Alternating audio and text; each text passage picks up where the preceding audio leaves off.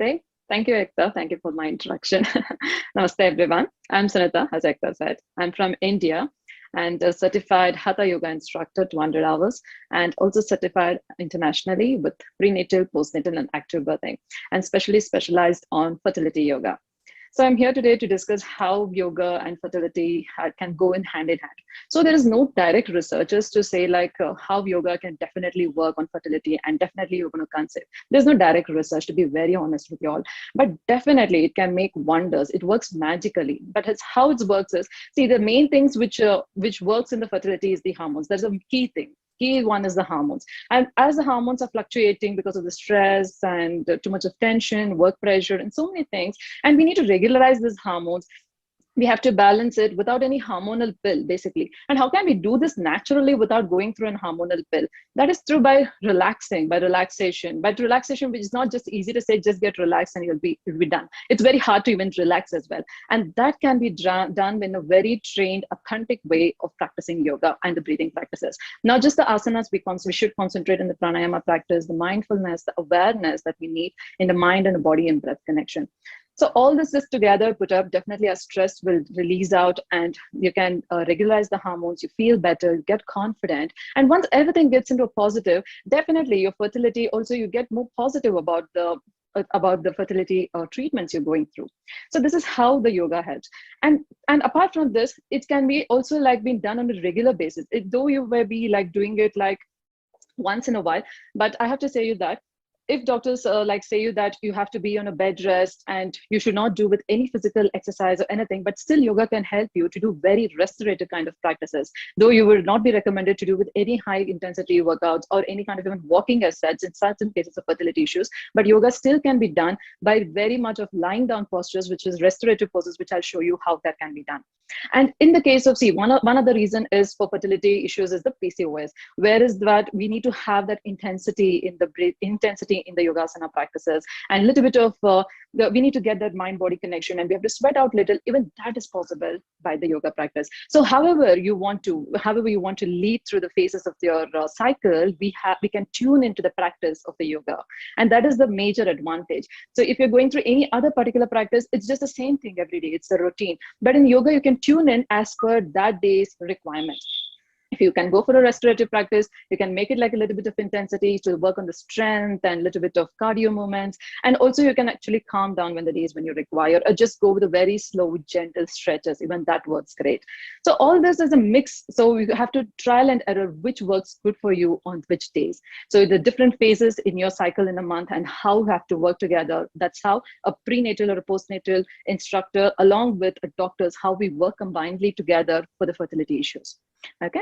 So apart from this, I'll show you just very basic poses, few of the restorative yoga poses, and few of the other poses which is to be done to release out the issues of the fertility. Okay, all you need to have is a yoga mat, and you don't require really much time to do it. Even when you can have 5-10 minutes, definitely you can do it. See, very simple stretches is what we can start. So first one is a Paschimottanasana. That is a forward fold. So here you'll be just stretching your leg forward, and you're going to bend your knee slightly so that you're not going to curve your spine. There's no point in rounding the spine and folding forward down. Okay, there'll be too much of arc of the spine, and your abdominal organs are literally getting crunched. It is not getting massaged. So you have to lift your spine, elevate your spine, and slowly inhale, lift your arms up, and exhale, lengthen your spine upwards, and exhale as you fold forward and bend forward down. You can just stay here for 5 breaths or 10 breaths or however long, 1 minute also you can stay here. So the main idea of doing this pose for the fertility is, as you can observe here, my heart is lower towards the spine. Generally, when you're sitting or you're standing, your heart is not lower down towards the spine. So, but only when you're bending forward, your heart comes to a lower position of your spine. This is when your mind gets relaxed and helps to release out the tension and the stress. And the good generation of the hormones it helps to produce. So this is one of the poses. And again, there are a few of the poses where you can do with Malasana. I just show you. Just a deep squat, Malasana. And just taking your arms and separating your hips wider with your elbows. This is Malasana position. Again, if this is harder, we have different variations to do it as per the individual body types. You can take a yoga block like this and sit on a yoga block, basically.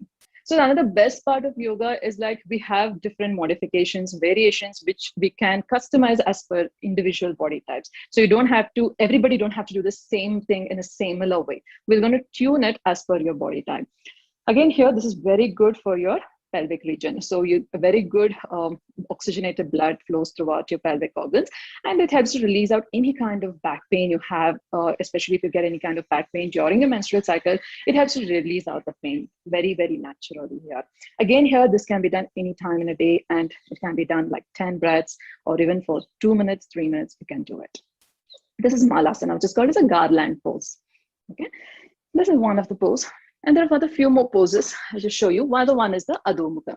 So just place your palms and knees on the floor and tuck your toes. It's also called as a downward dog or mountain pose as well. And slowly just lift your hip up. You can actually bend your knees, separate your feet a little wider. And this is again, it just stretches your spine fully. You can stay here for 5 breaths or even up to 10 breaths. You can stay there.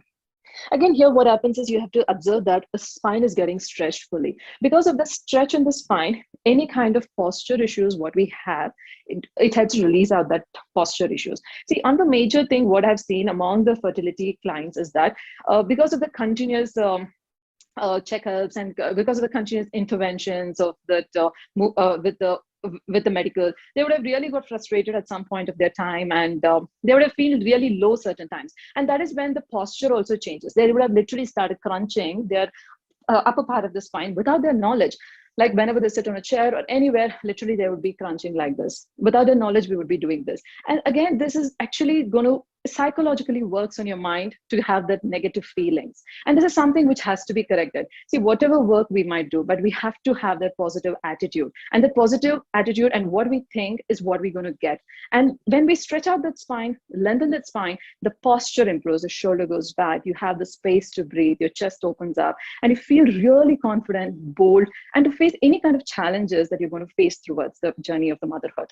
So again, that's a very important and a very nice, relaxing pose to do it. And also we have a few of the poses, like which is also called as the boon for the women in yoga. This is a Baddha Konasana. So this is an Indian cobbler's pose, as most of you know, would be called as a butterfly pose as well.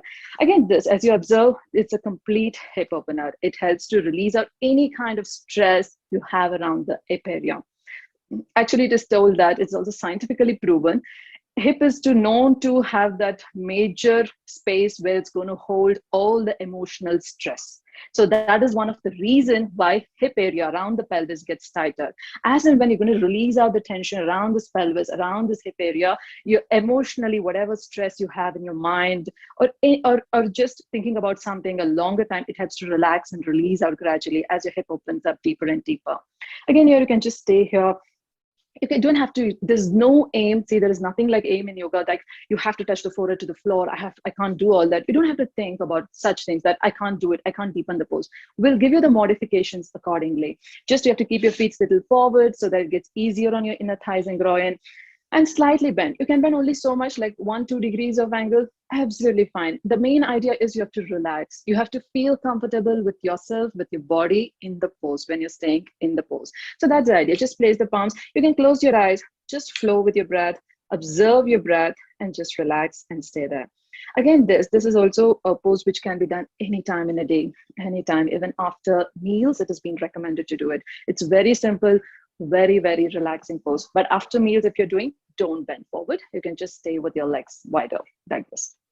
Okay, and the next one more pose, which is another one which is called as the boon for the women, is Upavishta Konasana. It's a wide leg forward fold. Again here, this is again for your lower part of your body. It works in opening up your hips, your inner thighs. See, one more thing, but we have to see in fertility is if there is a lot of tension around your pelvis and there is no movements happening around your pelvis because of your office work, you're sitting for long hours, there's a lot of stiffness which is holding around in the pelvis. And again, a lot of treatments are going around and your reproductive organs are not getting that enough supply of nutrients because of that stiffness around it. That's very bad. Just because of stiffness, you're not reaching the positive. That's really one thing which we have to consider. So working on this hip openers, like if you can't stretch fully, that's absolutely fine. Just bend your knees, which can be done generally by everyone. So just bend your knees and then fold forward. as much as possible. See here, even I'm again not completely falling forward and I'm not asking you to do it completely. Just stay there where you're comfortable and breathe and stay there. Just staying here for few of the breaths. It helps to release out any kind of tension you have around your pelvis. It helps to relax completely, fully. So this is Upavishta Konasana. And apart from this, there are many other drills around the hip area that we can work with, which I'm not showing you now. I'm just showing few of the very traditional yoga poses which we do. But apart from this, there are also many other yoga drills that we do usually in the classes when I work with fertility clients. And apart from that, as I told you before, I'll be showing you how to work with a restorative practice. You will need is a bolster. You get this bolster. If you don't have a bolster, you can definitely go with a pillow. So on the days like when you're recommended by the doctor not to go with a very intense practice, but you want to relax your mind, or on the days maybe when you don't have that energy to go with a deeper practice of a complete 1 hour of practice, but you want to relax your mind. In such cases is when you're going to use this restorative yoga or in yoga. So you're going to just use a bolster, place it at your tailbone area, and just relax and lie down on your back. Okay, and just lie down here, eyes closed, and stay there for a few breaths. This is completely relaxing. As it opens up your shoulders, it releases any kind of tension in your upper body is relaxed fully, and completely deep breathing happens here as your chest is completely opened. So this is again one of the very much restorative pose. And this can be variation we can do here. One more. Matsyasana, a fish pose variation. Okay. So here we're going to place the bolster just behind the chest. We're going to just place the bolster just behind the chest and slowly place your head back down. This is a fish pose, Matsyasana. You can stay here by closing your eyes. It's a very restorative pose. You can also place a pillow behind your head if you feel it's too heavier to go lower, and just stay here for a few breaths. Like even 5 to 10 minutes, you can stay here. Just try it. You find it really relaxing. And also many of the time, most of the clients have issues like they can't sleep longer, very kind of disturbed sleep is the issues what they have. And by doing these kind of restorative poses, you will find wonders, like you can sleep so soundless sleep you will have.